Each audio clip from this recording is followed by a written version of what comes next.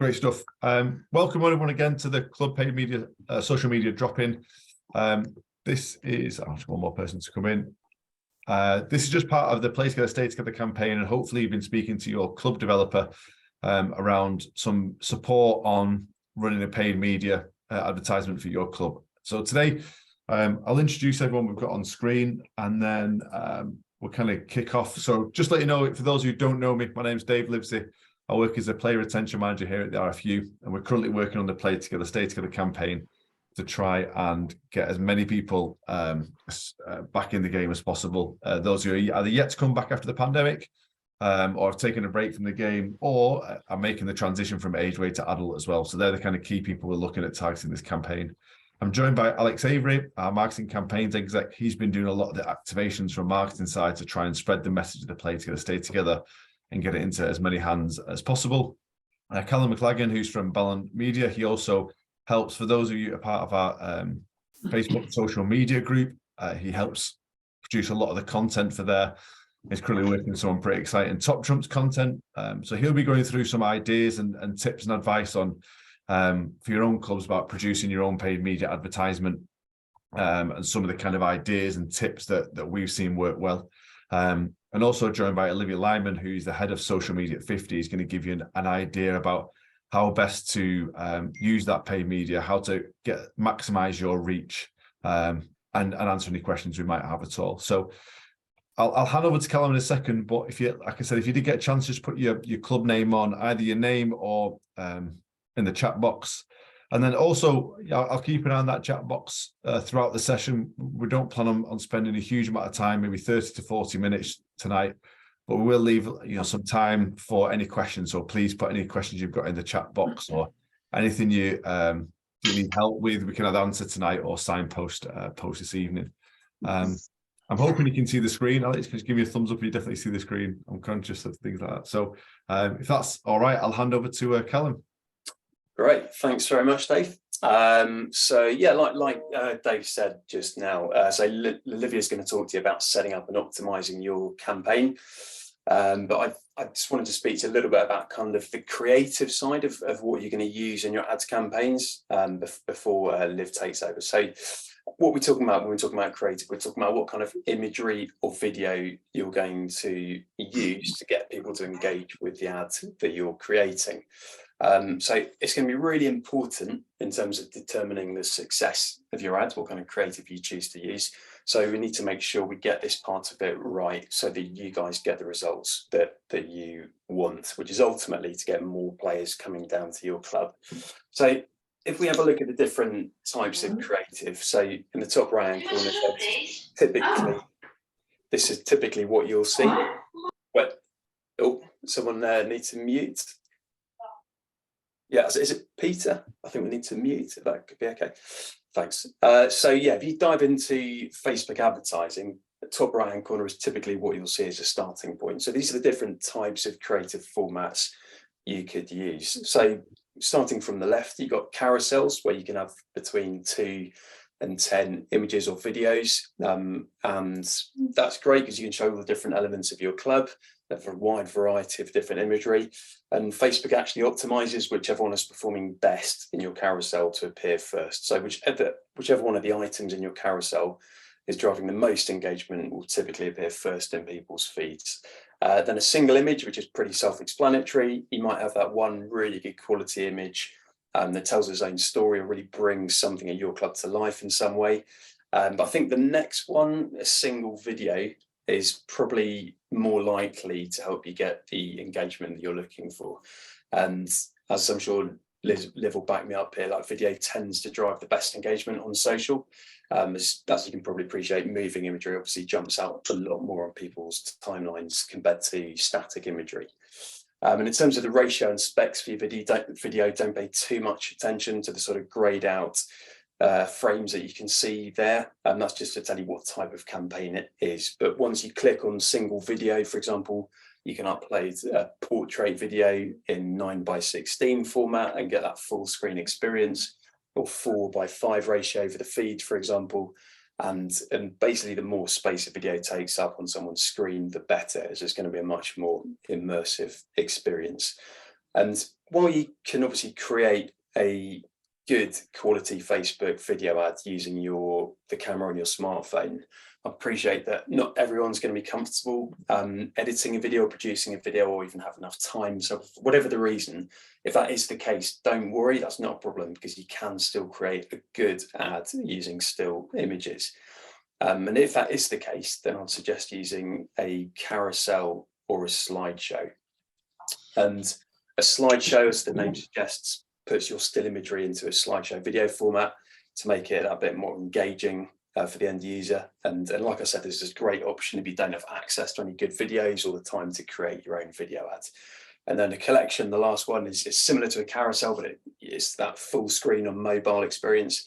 And I think from what I know, it probably lends itself a little bit more to retail products than what we're trying to do. We're just trying to communicate what your club is all about and what it offers to people. So my personal recommendation would be to focus more on carousel, single video, or slideshow. And like we've already touched on, video does drive the highest engagement. So if you can, then I recommend definitely trying to use a video for your advert. And ideally, you want to make sure it's video which is suitable for viewing on a mobile phone, as that's where the majority of people are going to be viewing your ad on. So you want your video to be quite short, and I'd suggest somewhere between 5 and 25, maybe 30 seconds. And I'd probably suggest anything more than that is going to be too long. I think you want some relatively fast movement as well in the video, so it gets people's attention and makes them stop scrolling, and whether it's players running around in the background, people moving, not just a static person talking about the club.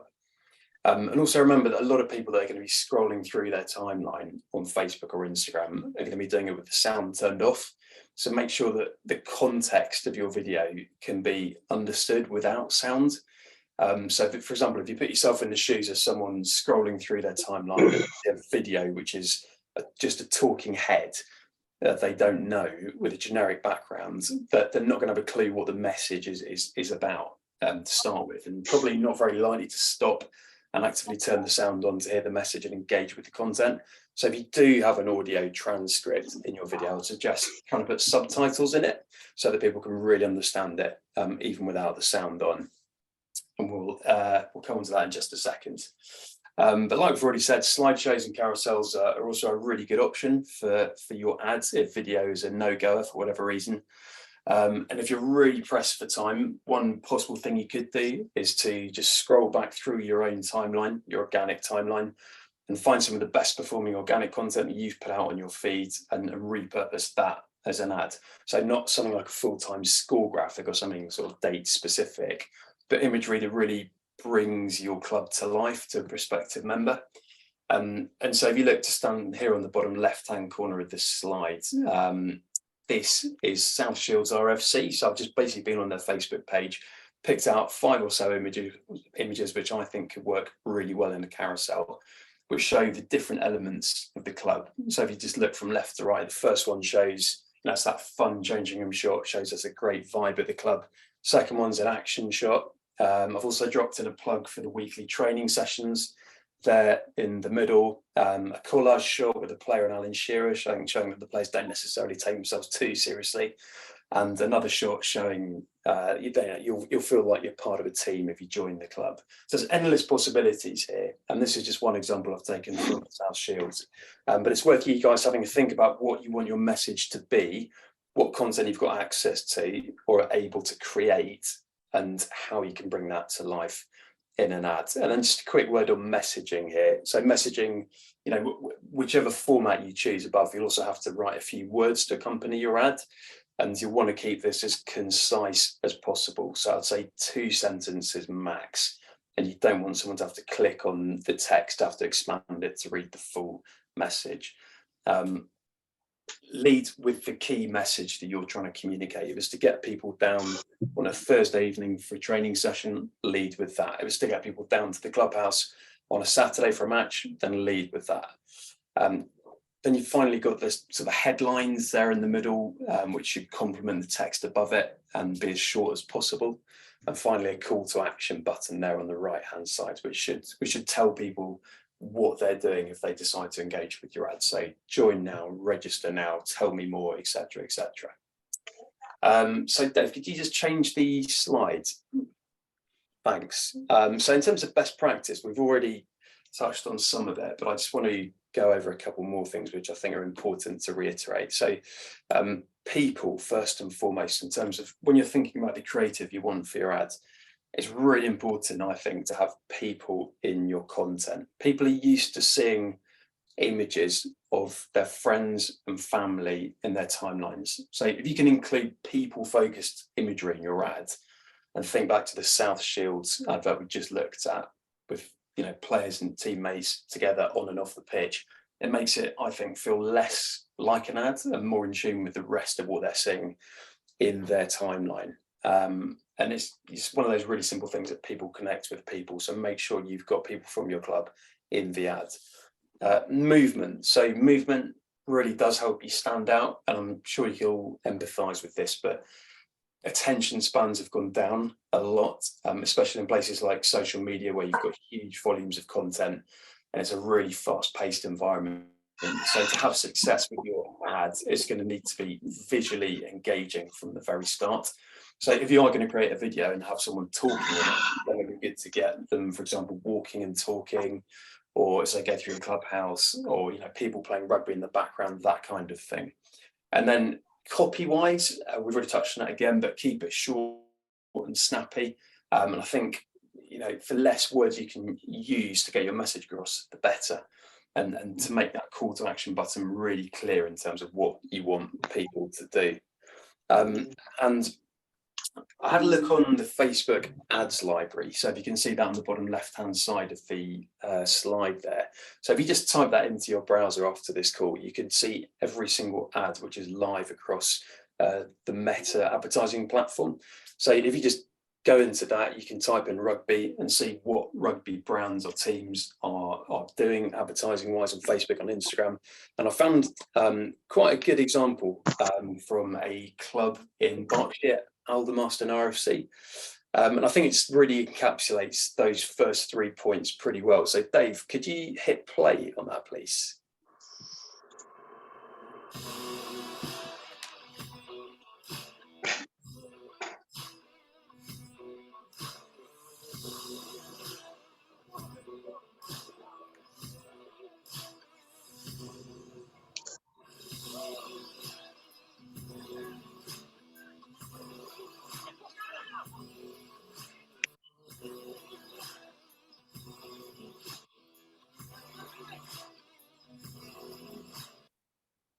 So it's a really short video, but I think it's a really good example of a good ad that a club has produced at, you know, next to no cost in terms of the creative. It focuses on the people at the club, the physical and social benefits of belonging to the club. It has a clear call to action. And like we said, you don't even need the sound on to understand what the key message is. So have a look at that ads library and you maybe get some more inspiration from that. And then in terms of being creative, you know, I don't think there's that high a correlation between how much people spend on creating an ad and how successful or impactful that ad is. And that's great because it levels the playing field for smaller advertisers.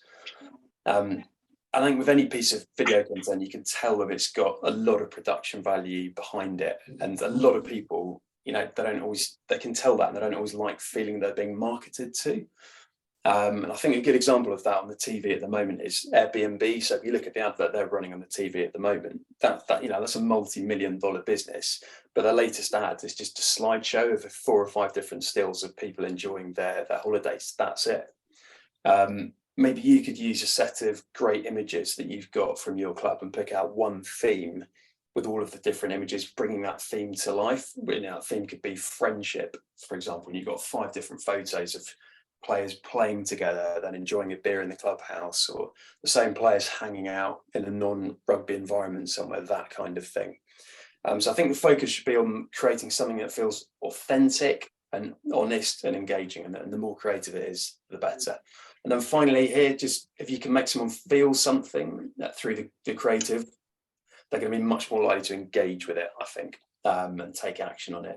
And that feeling could be any type of emotion. It could be as simple as making someone laugh with a funny bit of content that your players have created on a Thursday night, or it could be making someone feel that your club is going to give them a sense of belonging with a like-minded group of people, that kind of thing.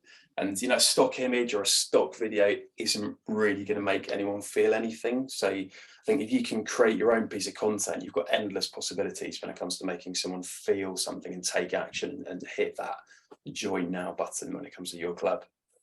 And then just finally from me, David, could just change the slide, please?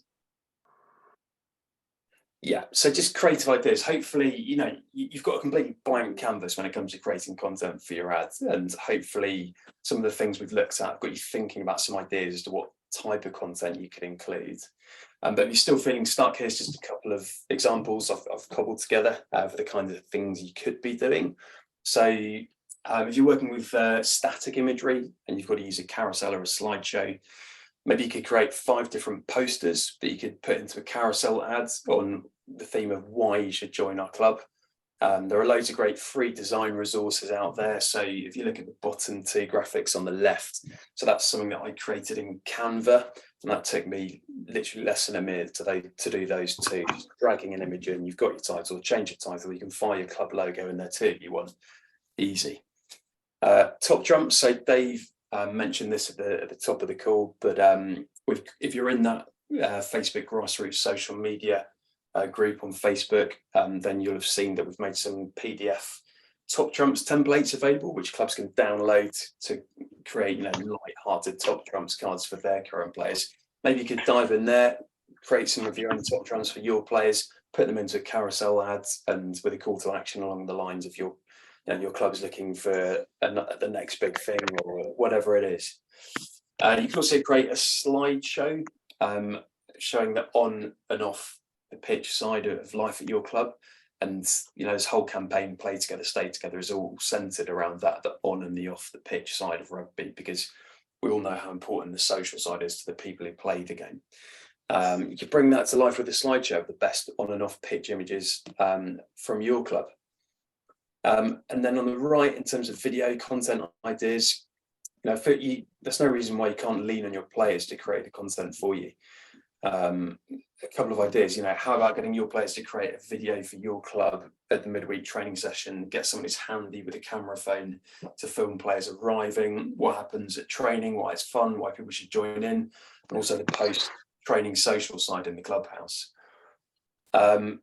Another idea, if you're targeting your ad at local people in the community, could you record a fun video in the town or village centre so that people in your area will automatically connect what they see, so their local area, which they've seen on their timeline, and your club, and create a bit of content that makes them feel like they'd be representing the town or the village they live in and love if they join your club.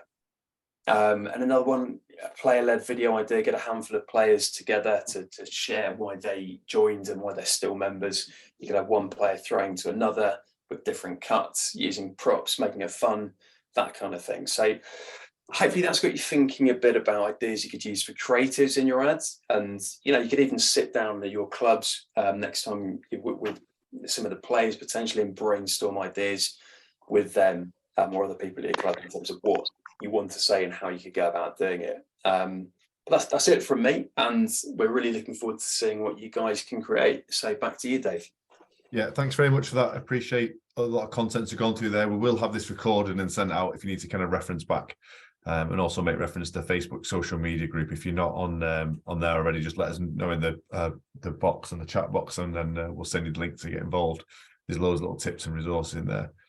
Some great stuff on there, and I really like the stuff around some of the raw footage we've seen done really well in this campaign. The stuff that's kind of filmed locally, promoted locally, seems to resonate really well with the players. Olivia, now we've gone through the kind of content of it, it would be great from your point of view about how to maximize that reach and kind of learn from your side of things, if that's okay. Yeah, absolutely. Hi everyone, and thanks Callum. So yeah, I essentially put together some information on which kind of should help you increase the online presence of your club, using the power of paid social, specifically looking at Meta, so Facebook and Instagram. And I will probably refer to Meta throughout, just because that's kind of what's been drilled into me. But yeah, essentially that just obviously means Facebook and Instagram. But a lot of the techniques that I'll talk about through here are could be utilized across other paid social platforms, so like TikTok, Snapchat, etc.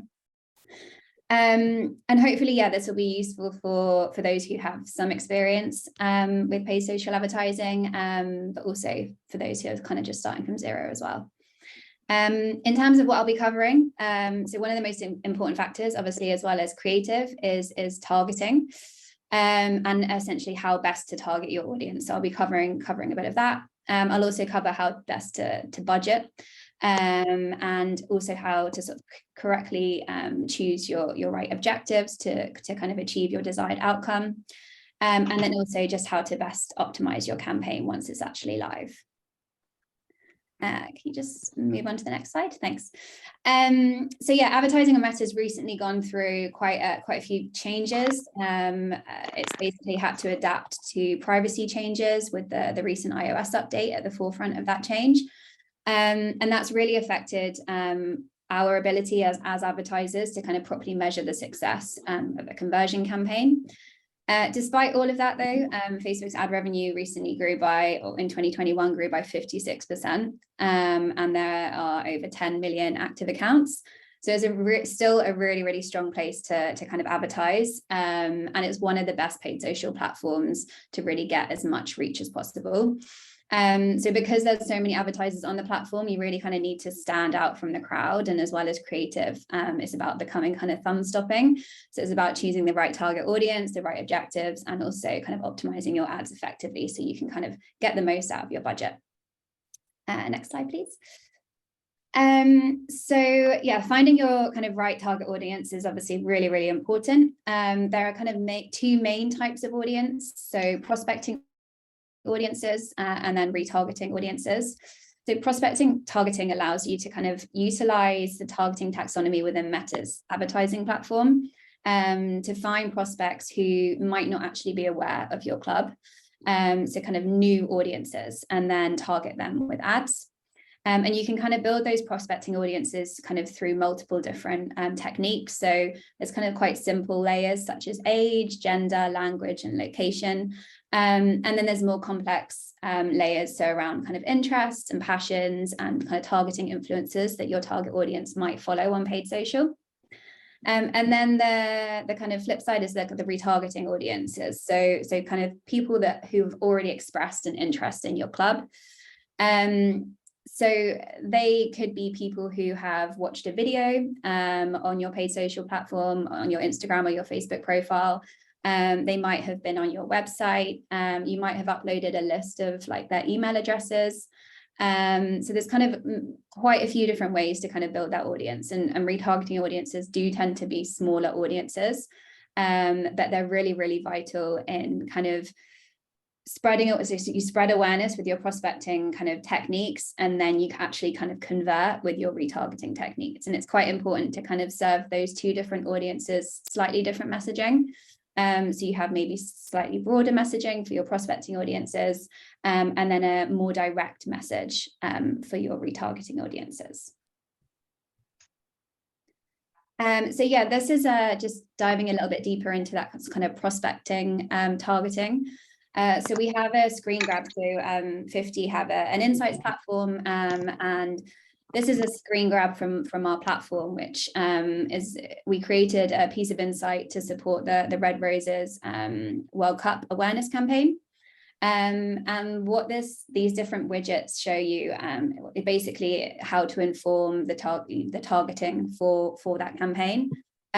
So we kind of used categories and topics of their preferred online content, domains that they visit, times of day that they're online, which is really great for advert scheduling, job titles, demographics, and then the top right widget, you can see, which is obviously quite small right now, but it's essentially a whole cluster of influencers, and you can plug all of this information into Meta using their targeting taxonomy, which you can see just below the influencer screen grab. And that just allows you to kind of target all of the people who follow all of those influencers, those domains, those people who kind of describe themselves as having that job title, and describe themselves as that gender, and are on that specific device. So this audience here, it could be between 500,000, sometimes they go up to kind of 2 million, but it's a really kind of broad audience. And then you can further refine that once the campaign's live. Thank you very much. So yeah, budgets. Budgets are quite hard to propose and manage, but yeah, there's essentially two different ways to set a budget. So we have lifetime budgets and daily budgets. I've set out the pros and cons here of using each. As an agency, you tend to use sort of best practice is to use lifetime budgets. And they essentially allow the algorithm to decide when is best to increase the budget and also when is best to hold back on budget. It also allows for ad scheduling.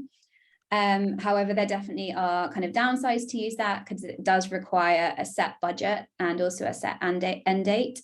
And it also means that the budgets can fluctuate depending on the day. So if you want to spend a specific amount each day, you're probably best to choose daily budgets.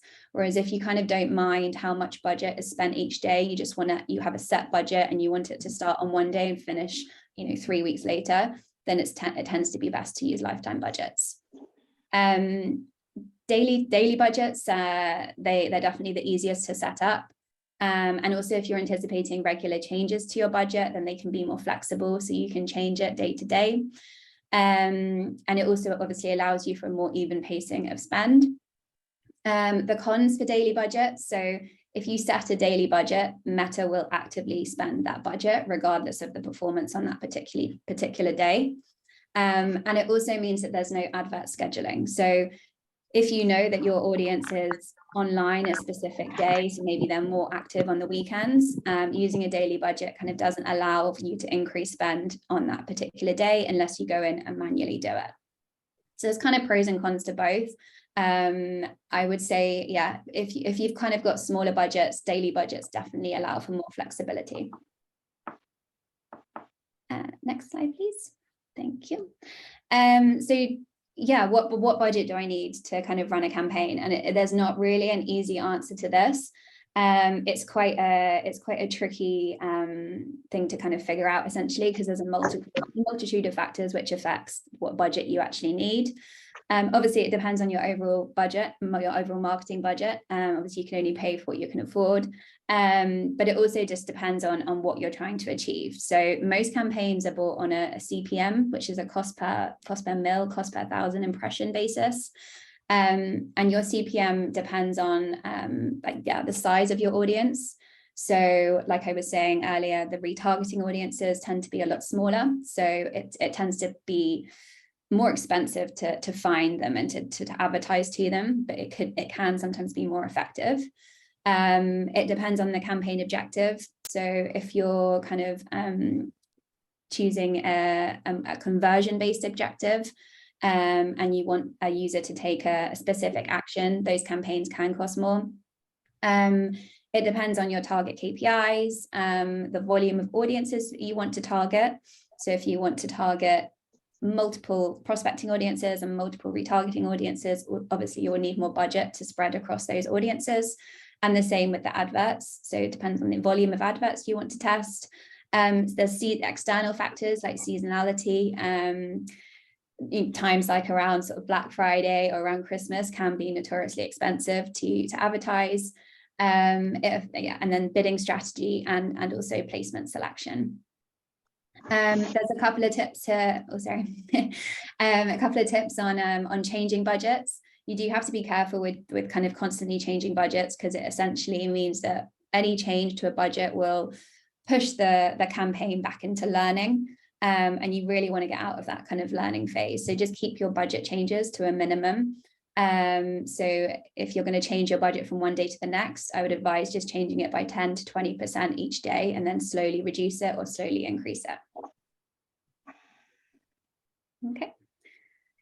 So your campaign objective, that should basically marry up to your kind of overall goal as a club. And you should essentially just ask yourself what you want to achieve. What your campaign objective does, or choosing your campaign objective, essentially tells Meta what to optimize for, and it kind of governs who to target based on their propensity to take that specific action. So it's really, really important to choose the right objective. The objectives essentially fit within that kind of traditional marketing funnel. So going from the top of the funnel, that brand awareness, engagement, and then right through to kind of sales and leads, and driving people to do a specific action. You can have multiple objectives running at the same time, so multiple campaigns. So you might want to have an awareness campaign using a really engaging video, generating awareness within kind of prospecting audiences. And then you might want to follow that up with more of a conversion focused static ad that really kind of drives new signups. So yeah, multiple campaigns with multiple objectives is kind of best practice. Thank you. And then yeah, finally, once you've chosen your target audience, once you've set your budget, you've chosen your campaign objective, and you've set your campaign live, it's then about the optimization of your campaign and your ads and your audiences, to ensure that it runs as smoothly as possible, and that you get the most out of your budget. So I just added a sort of a typical best practice account structure, and that this kind of account structure will allow you to effectively manage and optimize your ads, as well as kind of scale any efforts. So yeah, the campaign at the top, that's kind of your objectives of what I was just talking about. So whether that's awareness, engagement, sales, video views. Then we have the ad set layer. So that's the audiences. So that's where you really define who you're actually going to target. And obviously you can have multiple audiences at that level. And then you have the ads, so just below it. And it's always good, like I was saying, to use different ads to target different audiences. So utilizing creative and messaging that might resonate with specific audiences. If you want to run a conversion campaign, so if you're driving an audience to a website to take a specific action, it's always best to implement a tracking pixel, which you can both optimize towards and also track that conversion event. If you're kind of choosing, say, a traffic objective, you can kind of further fine tune that objective and optimize it for a specific type of traffic. So whether that's link clicks, so clicking on an actual call to action, or actually optimizing it for that page land, so people who are actually visiting your website, so landing page views. Yeah, once you've kind of set your ads up and you've got your campaigns running, it's best just to check when your campaigns are performing best. So it might be that they perform really, really well on a Friday lunchtime, and you want to increase your budget then. So you can use advert scheduling, and increase your budget at specific times when performance is best. And that really allows you to avoid any kind of budget wastage. And then, yeah, just essentially basically use adverts, messaging, and creative that will resonate with your audience. And you can test different ads and different messaging and different creative to each audience, just to figure out which message really resonates best with them. Back over to you, Dave. Cool. Thanks very much for that, Liv. Thank you very much. Yeah, lots to go through there, and like I said, recordings there ready to go. But yeah, real good in-depth view of how to set it up. Callum, Olivia, would you mind if I asked a couple of questions, just from my point of view to get best? So let's say we've got around a budget of £100 for a club to do a paid promotion, say over 2 weeks in January, and that's a similar time as where we're going to be pushing the back in the game in that club's area. In terms of identifying like an audience for that, where would you see the best return investment? Is that trying to aim for people who are already aware of your club, maybe have played in the past, or going for any new players that have moved into the area, or is it just dependent on those two things really, on what the club wants? Yeah, I think it's about being with a small budget, it's about being as geo-targeted as possible. So finding out what postcodes where your current players may live, and where they may kind of hang out, and kind of target those specific areas. And you can really target down to postcode. It's actually slightly creepy the way that you can target. But yeah, so that's probably one of the main things. I think if you're going to target prospecting users, make sure that you have a really tight geo on them. And then, yeah, like retargeting. So people who have maybe already played before, maybe they have already engaged with one of your Facebook events or watched one of your videos, been on your website. So yeah, people, who have already expressed an interest in your club. Yeah, I mean, it's highly likely we have, as a governing body, we do have a large lapsed player kind of base. So it's likely that players who might be thinking are already aware of your club and know about it, maybe have played there in the past and man, it's encouragement to get back as well. If you're going to choose, let's think about if I was doing it for my club and I couldn't really think about the postcodes of where they live, but if I just chose like an age of player that we seem to be struggling with, a demographic, whether that's the ladies team or for the men's team or for a younger player base, for example, and then just clicking on something as simple as interested in rugby, would that give like a decent enough kind of coverage to do a paid advert to? Yeah, definitely. Yeah, I think you'd be surprised by how big that audience would be potentially, though. So I think as many kind of interests that you can layer in as possible on top of rugby would be ideal. So it might be specifically, yeah, like grassroots rugby that you can target, or other clubs that they might be aware of, or sports and fitness, and there's multiple different layers that you can add on there. So you don't just target people who like watching rugby in the pub, but actually like kind of playing rugby as well. Oh, right. Yeah, that's a good point. Yeah, trying to get those who are more active, depending upon what the objective of the club is, to either get players who are ready to come down or maybe even just fill up the bar to help some of the revenue generation as well. Yeah, good point. Callum, just thinking on that point, I guess Liv made kind of mention the campaign objective there, and I guess for this exercise, it's going to be about trying to get players back down to train or back down to a game. So how would you incorporate like that simple kind of call to action so it'd fit in with some kind of Liv's ideas there in terms of that campaign objective? I mean, you just got to think about why people would want to join a rugby club in the first place. What is it that's missing that would make them?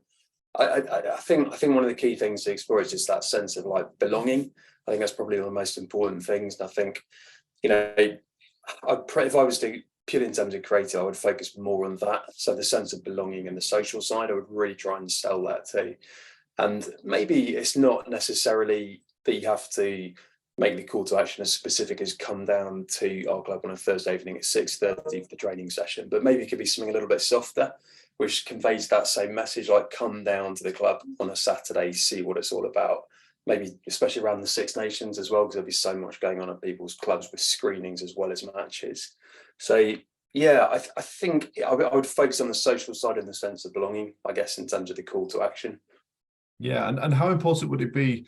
A bit of a leading question, really, but how important is it that kind of websites, Twitter feeds, Facebooks are all up to date during this time? If we are going to target those who've showed an interest or those who've not really, made aware of the club, I guess it's going to be super important that the kind of contact details are right, times of training are going to be right, any kind of events they've got planned are kind of front and center of some of their kind of either social feeds or web pages, maybe. Yeah, I think a lot of the time, I mean, it's a club's shop window, isn't it? So I think a lot of the time, the only impression, prospective members to your club are going to have is what's on your digital channels. So if someone lands on a Twitter feed and the club hasn't posted since, January 2021, it doesn't create a great first impression. And it could just, you never know, it could be the difference between someone making that leap to going down to the club and not. So I would, if you can, it's very easy to say and difficult to do a lot of the time, given resource and the fact people are volunteering to do these jobs.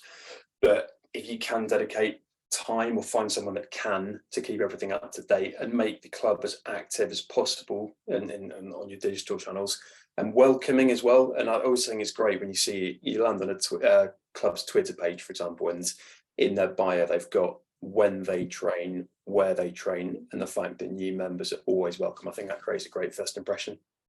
Yeah, fantastic. I'm going to pause there, and I'm going to allow anyone to try to drop in any questions on the chat box. We'll spend the next 5 minutes just kind of hanging around if anyone's got any questions. But apart from that, Liv, thanks very much for taking the time out and helping us tonight. I really appreciate that. And Callum, thanks for the continued work you do there.